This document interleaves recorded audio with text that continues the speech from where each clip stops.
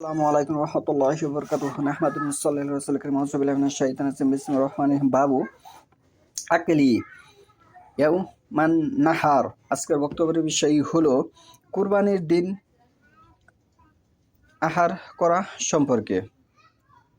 কুরবানির দিন কি আহার করা সম্পর্কে আমি যে হাদিসটি তেলাওয়াত করেছি সহিহ বুখারীর প্রথম খণ্ড পর্ব 17 অধ্যায় 5 হাদিস নম্বর 954 হাদিস নম্বর 954 আন আনাস কালা কালা নবী সাল্লাল্লাহু আলাইহি ওয়াসাল্লাম মান যাবাহা ক্বাবলা সালাতি ফাল ঈদ ফাকামা রাসূলুন ফাকালা হাযা ইয়াউমুন ইশতাহা ফিহি লাহামু যাকারা মিন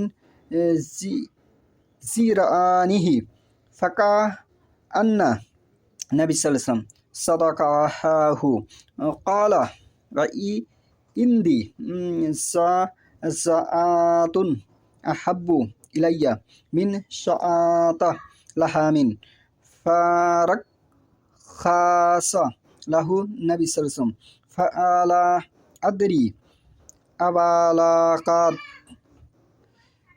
রুখসাতু মান সিআহু আম লা।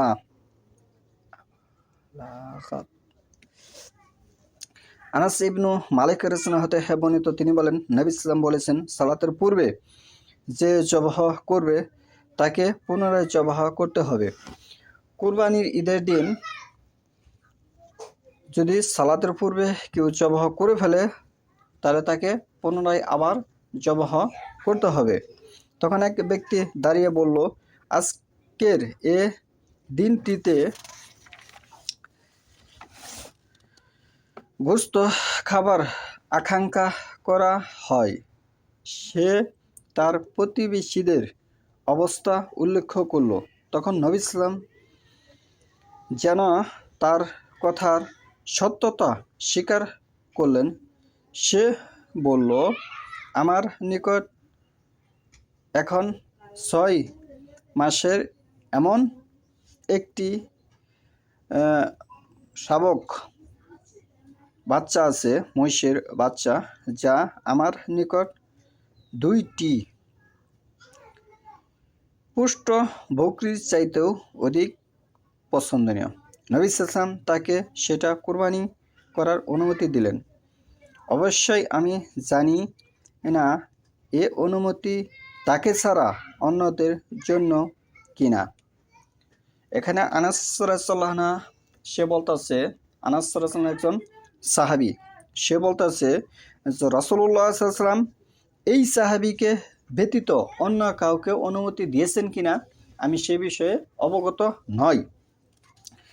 তাহলে এখানে এই হাদিস থেকে যে দুটি জিনিস স্পষ্ট হয়ে ফুটে উঠল, কেউ যদি ভুলবশত সালাতের পূর্বে কুরবানি করে ফেলে তখন তার বাড়িতে কিনা অবস্থা নেই। আমরা অনেক খাতিরে পশু কেনার খাতিরে মাসালগুলো আমরা সঠিকভাবে না জানার খাতিরে, আর আমাদের ভারতবর্ষে এমন ইসলাম শিখানো হয়েছে যেটি ওরিয়েন্টালিস্টদের শিক্ষা ব্যবস্থা, এমন একটি মাসলা সমাজে প্রচলিত হয়েছে যেটি বেদাত, যেটি ছাড়া আপনি জাহান্নামে যেতেই পারবেন না, সে ইসলাম সমাজে বাস্তবায়ন আছে।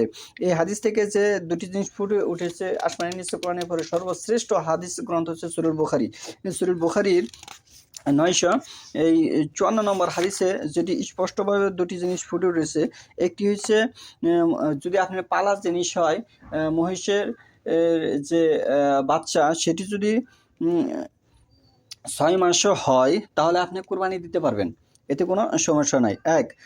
আরেকটি জিনিস ফুটে উঠেছে এই হাদিস থেকে যে আপনি সালাতের পূর্বে যদি ভুলবশত কুরবানি করে ফেলেন তাহলে আপনার আবার কুরবানি করতে হবে।